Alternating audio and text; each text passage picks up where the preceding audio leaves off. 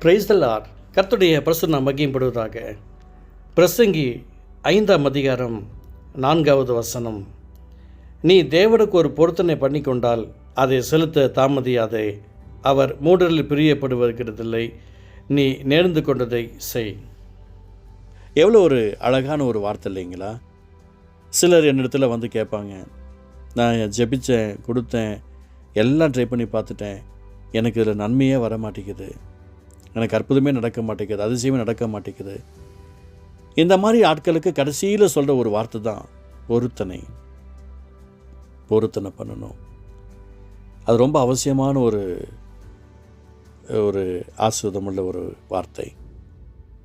எனக்கு ஒரு அற்புதம் நடக்கலை அப்படின்னு சொன்னால் நான் செய்ய வேண்டியது கண்ணீர் வடித்தேன், உபவாசம் பண்ணேன், மன்றாடிட்டேன், என்னால் முடிஞ்ச என் சைடில் எல்லாமே செஞ்சிட்டேன் அப்படின்னா கடைசியில் செய்ய வேண்டிய ஒரு அத்தியாயம்தான் பொருத்தனை. அந்த பொருத்தனையை நாம் செலுத்தணும். ஒரு அன்பு தேவனுடைய பிள்ளை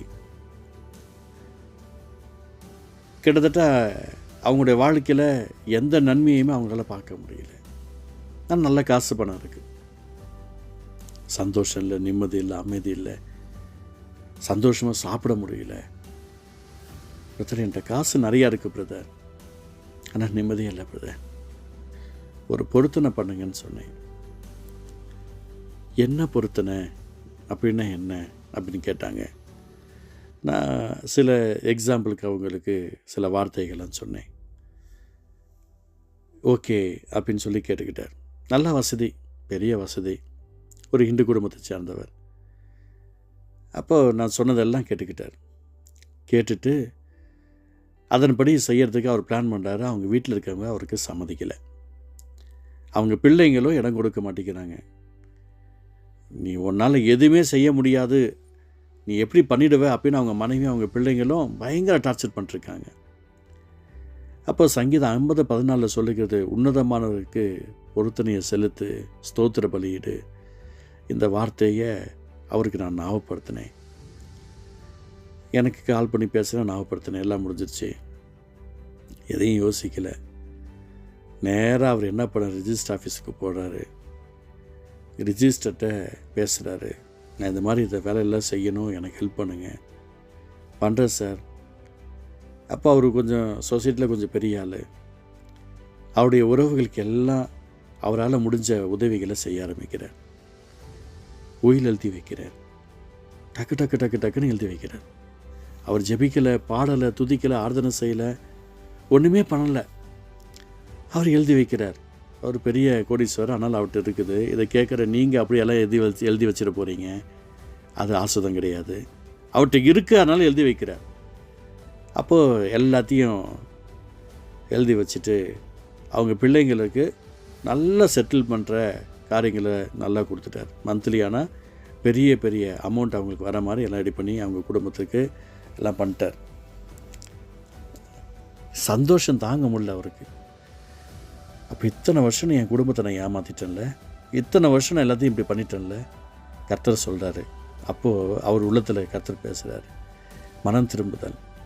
இது உடனே அவர் ஆண்டவரை நேசிக்கிறார், சபைக்கு கொடுக்கணும்னு என்கிட்ட கேட்குறார். அப்போ நான் சொன்னேன், கர்த்தர் என்கிட்ட சொல்லலை, நீங்கள் கொடுப்பீங்கன்னு என்கிட்ட கர்த்தர் சொல்லலை, உங்கள் அருகாமையில் இருக்கிறவங்களுக்கு கொடுத்துருங்க அப்படின்னு சொல்லி நான் அனுப்பிட்டேன். எனக்கு பிரியமானவர்களே, அப்பொழுது தான் அவங்க என்னை பார்க்க வராங்க. என்கிட்ட வந்துட்டு கிட்டத்தட்ட 3.5 கோடி ரூபாய் பணத்தை என்கிட்ட கொடுக்குறாங்க. சர்ச்சு கட்டுறேன், பில்டிங் பண்ணேன், கெஸ்ட்டு வந்து தங்கிறதுக்கு காரு எல்லாம் ஒரு 3.5 கோடி ரூபா ஆகும் அப்படின்னு சொன்னப்போ, ஒரு 3 கோடி ரூபா கையில் வச்சுருக்கிறேன் இந்தாங்க அப்படின்னாங்க. வாங்கிட்டு ஜெபம் பண்ணிவிட்டு அப்படியே அவங்க கையில் எடுத்துகிட்டு போயிடுங்க, எனக்கு வேண்டான்னு சொல்லி அனுப்பி வச்சுட்டேன். எனக்கு பிரியமானவர்களே, அவர்களுக்கு தான் பொருத்தனை, எனக்கு கிடையாது. கர்த்தரை என்கிட்ட கொடுப்பேன் என்று சொல்லி கர்த்தரை எனக்கு தரிசனத்தில் சொப்பனிலே சொல்லலை, எந்த ஊழியக்காரர் மூலமாக என்கிட்ட பேசலை, எந்த விசுவாசிகளும் பேசலை. அப்போது கர்த்தரை நான் மகிமைக்காக நான் சொல்கிறேன், நான் அந்த பொருத்தனையை நிறைவேற்றுங்க, பொருத்தனையை செலுத்துங்க. அதில் தாங்க ஒரு பெரிய நன்மையே இருக்கிறது, அதில் தான் ஆசுதமே இருக்கிறது.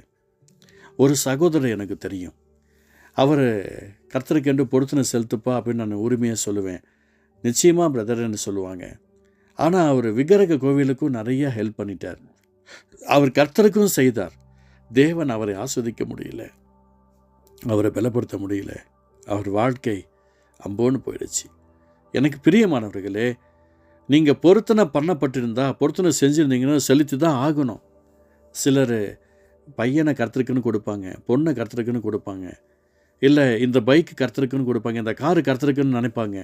ஆனால் இதை நான் இந்த ஊழியக்காரர் கொடுத்துருவேன் அப்படின்னு சொல்லுவாங்க. செய்ய மாட்டாங்க. செய்யாத பட்சத்தில் பிரச்சனை வந்துடும். எனக்கு ஒரு சகோதரி தெரியும். அவங்க வச்சுருந்த ஒரு பைக்கு கிட்டத்தட்ட ஒரு 15 வருஷம் அவங்க யூஸ் பண்ணியிருப்பாங்க.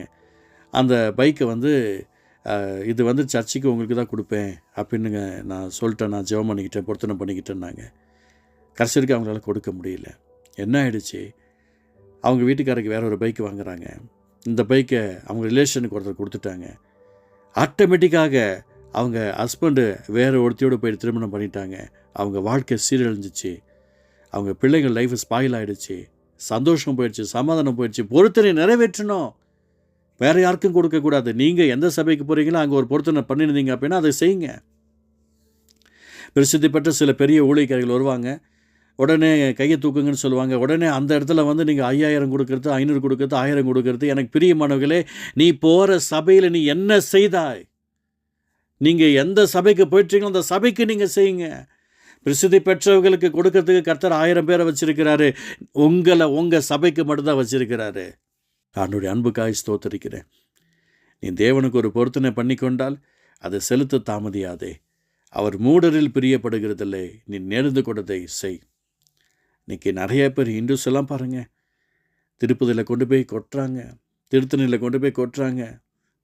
ஆர்சி கிருஷ்ணனை பாருங்கள், வேளாங்கண்ணில் போய் கொட்டுறாங்க, கண்ட இடத்துல கொண்டு போய் கொட்டுறாங்க, பூர்வீகத்தில் கொண்டு போய் கொட்டுறாங்க. ஜீவனுள்ள தேவன் இயேசுவுடைய சமூகத்தில் ஓடிவாங்க, நீங்கள் நல்லா இருப்பீங்க. அன்பு தகப்பனே, இந்த வார்த்தையின் பிரகாரமாய் நீர் ஆசீர்வதிப்பதற்காய் ஸ்தோத்திரம். நடக்காத விஷயங்களெல்லாம் இனி வர காலங்களுடைய பிள்ளையோட வாழ்க்கை நடக்கப் போகுது. பொருத்தனை நிறைவேற்றுவதற்கு பலத்தை தாரும், பொருத்தனை பண்ண கிருபை தாரும், இறக்கம் செய்யும். இயேசு நல்ல பிதாவே, ஆமேன், ஆமேன்.